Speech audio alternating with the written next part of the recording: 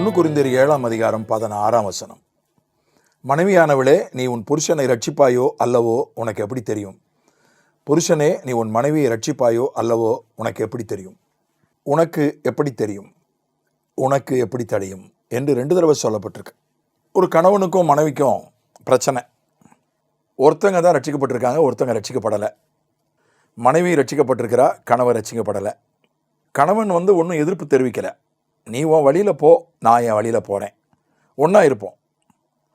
கணவன் சொல்கிறாரு, நம்ம ஒன்றா இருப்போம், ஆனால் என்ன கூப்பிடாத, என்ன சபைக்கு கூப்பிடாத, என்ன பைபிள் வாசிக்க சொல்லாத, என்ன ரட்சிக்கப்படுன்னு சொல்லாத. நான் பாட்டுக்கு நான் என்னுடைய வழியில் விக்கிரக ஆராதனையில் நான் போகிறேன். நீ போய்க்கோ. நான் உன்னை எதிர்க்கலை, எந்த ஆட்சேபனையும் இல்லை. நீ முழுக்க கிறிஸ்துவின் வழியில் போ, அதில் எந்த ஆட்சேபனையும் இல்லை. நம்ம கணவன் மனைவியாக இருப்போம் அப்படின்னு மனைவி சொல்கிறார். அல்லது இது இப்படியும் நடக்கலாம். கணவன் ரட்சிக்கப்பட்டார், மனைவி ரட்சிக்கப்படலை. நான் தானே தலைவன், குடும்ப தலைவன் நான் தானே, நானே ஆண்டவரை ஏற்றுக்கிட்டேன், நீ ஏற்றுக்கன்னு சொல்கிறாரு. ஏற்றுக்க மாட்டேங்கிறா. இல்லை, நான் கல்யாணம் பண்ணும்போது நான் கிறிஸ்தவளா இல்லையே, நான் வேறு மார்க்கத்தில் தான் நான் இருந்தேன். நீங்கள் இடையில கிறிஸ்தவன் ஆகிட்டீங்க, இடையில ஆண்டவரை ஏற்றுக்கிட்டீங்க, அதுக்கு எனக்கு ஆட்சேபனை இல்லை. நீங்கள் உங்கள் வழியில் போங்க, நான் என் வழியில் போகிறேன் என்று நாம் கணவன் மனைவியாக இருப்போம். ஆன்மீகம் அல்லது ஆவிக்குரிய விஷயம் நம்ம குடும்பத்தில் இடைஞ்சலாக இருக்காது. நம்ம கணவன் மனைவியாக இருப்போம். உங்கள் வழியில் நீங்கள் போங்க. ஆன்மீகத்தை பொறுத்தவரை, ஆவிக்குரிய விஷயத்தை பொறுத்தவரை நீங்கள் உங்கள் வழியில் போங்க, நான் என் வழியில் போகிறேன் அப்படின்னு மனைவி சொல்கிறா. கணவனோ மனைவியோ ஒருத்தர் ரட்சிக்கப்பட்டு ஒருத்தர் ரட்சிக்கப்படலை. அவங்க நிலையில் உறுதியாக இருக்காங்க. ஆனால் அவங்க சேர்ந்து வாழ்கிறதுலையும் 100க்கு 100 மனப்பூர்வமாக இருக்காங்க. அப்படி இருக்கிற நிலையில் விசுவாசியான மனைவியோ அல்லது விசுவாசியான கணவனோ தன்னுடைய அவிசுவாசியான வாழ்க்கை துணையை விட்டு பிரியக்கூடாது அப்படின்னு வசனம் சொல்லுது. அப்படி பிரியக்கூடாது என்பதற்கு ஒரு காரணம் சொல்லப்படுகிறது.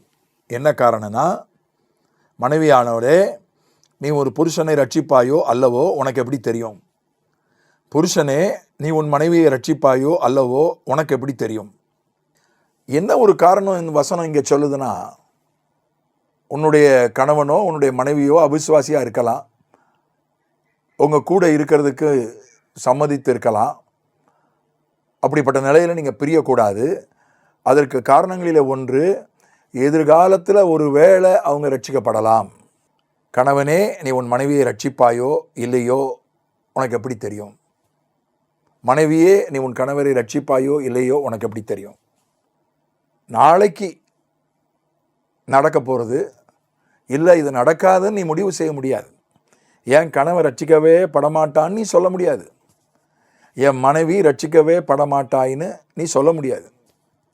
ஒருவேளை அவங்க நாளைக்கு ரட்சிக்கப்படலாம், உன் மனைவி ரட்சிக்கப்படலாம், உன் கணவன் ரட்சிக்கப்படலாம், உன் மூலமாக ரட்சிக்கப்படலாம். அது ரொம்ப முக்கியம். நீ ரட்சிப்பாயோ அல்லவோ யாருக்கு தெரியும்? அப்படி தான் 2 தடவை சொல்லப்பட்டிருக்கு. அதனால் நாம் எதிர்காலத்தை குறித்து ஒரு முடிவுக்கு வர முடியாது. நீ ஜெபம் பண்ணு, கர்த்தர் உனக்கு வெளிப்படுத்துவார்னு இங்கே எழுதப்படலை. ஆவியானவர் வரும்போது வருங்காரியங்களை உங்களுக்கு அறிவிக்கிறார் என்று இயேசுவே சொன்னார். ஆனால் அதை எடுத்து இங்கே கொண்டாந்து வசனம் சொல்லலை. நீ ஜெபம் பண்ணி பாரு, உன் கணவன் ரட்சிக்கப்படுவானா, நீ ஜெபம் பண்ணி பாரு. உன் கணவன் ரட்சிக்கப்பட மாட்டான்னு கர்த்தர் சொல்லிட்டாருன்னா நீ பிரிஞ்சிரு அப்படின்னு சொல்லப்படலை. ஒருவேளை உன் கணவன் ரட்சிக்கப்படலாம், உன் மூலமாகவே ரட்சிக்கப்படலாம். ஒருவேளை உன் மனைவி உன் மூலமாகவே ரட்சிக்கப்படலாம் என்று தான் வசனம் சொல்லுகிறது. அதனால் இதில் இன்னொரு துணியும், கணவன் மனைவி விசுவாசி அவிசுவாசி விஷயம் ஒரு பக்கம் இருந்தாலும், இன்னொரு விஷயமும் அங்கே மறைமுகமாக துணிக்கிறது. எதிர்காலத்தை பற்றி முழு வெளிப்பாடு உனக்கு வந்துடாது. வருங்காரியங்களை அறிவிப்பார், ஆனால் எதிர்காலத்தை எல்லாத்தையும் ஆண்டவர் வெளிப்படுத்திட மாட்டார். சில விஷயங்களை அவர் வெளிப்படுத்தாமல் மறைத்து தான் வச்சிருப்பார். அந்த ஒரு துணியும் இங்கே சொல்லப்பட்டிருக்கிறது. இதே போன்ற இன்னொரு 2 வசனங்களையும் என்னுடைய ஞாபகத்துக்கு ஆண்டவர் கொண்டு வந்தார். யாக்கோபு 4:14. நாளைக்கு நடப்பது உங்களுக்கு தெரியாதே, உங்கள் ஜீவன் எப்படிப்பட்டது, கொஞ்சம் காலம் தோன்றி பின்பு தோன்றாமற் போகிற புகையை போல் இருக்கிறதே. 13. மேலும் நாங்கள் இன்றைக்கு அல்லது நாளைக்கு இன்ன பட்டணத்திற்கு போய் அங்கே 1 வருஷம் தங்கி வியாபாரம் செய்து சம்பாத்தியம் பண்ணுவோம் என்கிறவர்களே கேளுங்கள். 15. ஆதலால் ஆண்டவருக்கு சித்தமானால் நாங்களும் உயிரோடு இருந்தால் இன்னதை செய்வோம் என்று சொல்ல வேண்டும். அதனால் இங்கே சொல்லப்பட்டிருக்கு, ஒருத்தன் ஒரு திட்டம் போடுறான். நான் வெளிநாட்டுக்கு போய் அங்கே 1 வருஷம் இருந்து சம்பாதிச்சுட்டு வரப்போகிறேன்னு ஒரு திட்டம் போடுறான், முயற்சி எடுக்கிறான். எல்லார்ட்டையும் சொல்கிறான், நான் போகிறேன், வெளிநாட்டுக்கு போகிறேன், போய் 1 வருஷம் அங்கே தங்கியிருந்து சம்பாதிச்சுட்டு ஓரளவுக்கு சம்பாத்தியத்தோடு வரப்போகிறேன் அப்படின்னு தெரிஞ்சவங்ககிட்ட, நண்பர்கள்ட்ட, உறவினர்கிட்ட சொல்கிறான். நீ அப்படி சொல்லாத, உனக்கு என்ன எதிர்காலத்தை பற்றி என்ன உறுதி இருக்குது? ஒரு உறுதியும் இல்லையே. நாளைக்கு நடப்பது உனக்கு தெரியாதே. இப்போ இங்கேயும் அதே தான். நான் வெளிநாட்டுக்கு போவேனா, போனாலும் 1 வருஷம் தங்குவேனா, தங்கி வியாபாரம் பண்ணாலும் அது எனக்கு லாபமாக அமையுமா எனக்கு தெரியாது. அதுக்கு என்ன காரணம் சொல்லப்பட்டிருக்கிறது? கர்த்தருக்கு சித்தமானால் உயிரோடு இருந்தால் இன்னதை செய்வோம் என்று சொல்ல வேண்டும். கர்த்தருக்கு சித்தமானால். எங்கள் அம்மா குடும்பத்தில் எல்லாரும் என்ன சொல்லுவாங்க, பிழைச்சி கிடந்தா, இந்த வார்த்தையை அடிக்கடி சொல்லுவாங்க, பிழைச்சி கிடந்தா இந்த ஊருக்கு போகலான்னு யோசிச்சிருக்கேன், பிழைச்சி கிடந்தா இதை செய்யலான்னு இருக்கேன். தூத்துக்குடி திருநெல்வேலி மாவட்டத்திலே கிறிஸ்தவர்கள் தேவ சித்தமானால் அப்படி தான் சொல்லுவாங்க அடிக்கடி. தேவ சித்தமானால் நம்ம செய்யலாம், அந்த வார்த்தையை அடிக்கடி சொல்லுவாங்க. எங்கள் அம்மாவினுடைய குடும்பத்தில் அநேகர் சொல்கிற வார்த்தை பிழைச்சி கிடந்தா. இங்கே சொல்லப்பட்டிருக்கிறது போல் உயிரோடு இருந்தால், நாங்களும் உயிரோடு இருந்தால் இன்னதை செய்வோம். ஏன்னா நமக்கு எவ்வளோ வெளிப்பாடு இருந்தாலும் உறுதியாக அறுதிட்டு சொல்ல முடியாது, நாளைக்கு என்ன நடக்கும்னு சொல்ல முடியாது. ஆண்டவர் ஒரு பகுதியை மறைத்து தான் வைத்திருக்கிறார். நீதிமொழிகள் 27:1 நான் ஞாபகப்படுத்துகிறேன். அது சொல்கிறது, நாளைய தினத்தை குறித்து பெருமை பாராட்டாதே, ஒரு நாள் பிறப்பிப்பதை நீர் அறியாயே. நாளைய தினத்தை குறித்து பெருமை பாராட்டேன், நாளைக்கு நான் எப்படி இருப்பேன் அப்படின்றத குறித்து பெருமை பாராட்டாதே. எனக்கு ஒரு பெரிய மனுஷனை தெரியும், ஒரு பெரிய மனுஷன் எல்லா விதத்திலும். அவருக்கு கல்வித்துறையில் வெற்றி பெற்றிருந்தார். அந்த பட்டணத்தில் ஒரு பெரிய மனுஷனாக இருந்தார். எனக்கு அவர் மேலே ரொம்ப மரியாதை உண்டு, அவரோடு நான் பழகியிருக்கிறேன். அவர் அரசியல் ஆசை அவருக்கு வந்துச்சு. அவர் அப்போதைய மந்திரியினுடைய பிஏவை பார்த்து சொன்னார், நான் மந்திரி ஆயிடுவேன், உங்கள் மந்திரி முன்னாள் மந்திரி ஆயிடுவார், நான் மந்திரி ஆயிடுவேன்.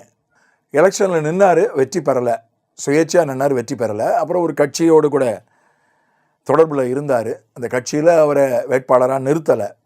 அவன் ஒரு முதலமைச்சர், அவர் காலத்தில் இருந்த ஒரு முதலமைச்சரோடு நெருங்கி பழகினார். தன்னை ஒரு நல்ல ஒரு வேளை அமைச்சர் ஆக்கிடுவார், முதலமைச்சர்னு அவர் நினச்சார். அப்படி ஒரு கற்பனை, ஒரு நம்பிக்கை அவருக்கு இருந்துச்சு. அதனால தான் அன்றைய அமைச்சருடைய பிஏவை பார்த்தே தைரியமாக சொன்னார், உங்கள் அமைச்சர் முன்னாள் அமைச்சர் ஆயிடுவார், நான் அமைச்சர் ஆயிடுவேன்லாம் சொல்லிட்டு இருந்தார்.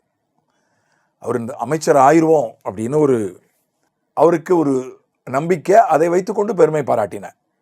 அதான் சொல்லப்பட்டிருக்கிற நாளைய தினத்தை குறித்து பெருமை பாராட்டதே. இப்போ அந்த பெரிய மனுஷனுக்கு என்ன நடந்துச்சு? நல்லது தான் நடந்துச்சு. அவர் அரசியல் அப்புறம் விட்டுட்டார். அரசியல் அவருக்கு அப்புறம் அந்த முதலமைச்சர் இறந்து போயிட்டார். அதுக்கு பின்னால் இன்னொரு தலைவரோடு, இன்னொரு கட்சி தலைவரோடு நெருக்கமாக பழகினார். அந்த கட்சியும் வெற்றி பெறலை. அதுக்கப்புறம் அப்படியே அரசியலை விட்டுட்டார். அப்புறம் ஊழியத்துக்குள்ளே வந்துட்டார். ஊழியத்துக்குள்ளே அவர் நல்ல ஒரு பொறுப்பில் இருந்தார். ஒரு ஸ்தாபனத்தில் ஒரு பெரிய பொறுப்பில் இருந்தார். அதில் அவர் வெற்றி பெற்றார். ஊழியத்தில் ஒரு பொறுப்பில் இருந்து அதில் வெற்றி பெற்றார். அதனால் நாளைக்கு என்ன நடக்கும்னு தெரியாது. நாளைக்கு நான் ஆயிடுவேன் அப்படின்னு நீ பெருமைப்படாத. வருங்காலத்தை குறித்து மகிழ்கிறாள் அப்படின்னு நீதிமொழிகள் 31 படிக்கிறோம். மகிழ்ச்சி அடையலாம், கர்த்தர் என்னை நல்லா வைப்பார், அப்படி மகிழ்ச்சி அடையலாம். ஆனால் நாளைய தினத்தை குறித்து பெருமைப்படக்கூடாது. ஏன்னா நாளைக்கு என்ன நடக்கும்னு உனக்கு தெரியாது. அதுக்காக தான் ஆண்டவர் பெருமை வந்துடக்கூடாது, ஆண்டுடைய சித்தத்துக்கு மாறாக போயிடக்கூடாது, யாரையும் தள்ளிடக்கூடாது. இந்த நோக்கங்களுக்காக தான் நாளைய எதிர்காலத்தை ஒரு பகுதியை வெளிப்படுத்துகிறார், ஒரு பகுதியை வெளிப்படுத்தாமல் மறைத்து வைக்கிறார். ஆகவே இந்த ஒரு தெளிவு இருந்தால் நாம் இன்னும் ஆசீர்வாதமாக காணப்படுவோம். ஆமென்.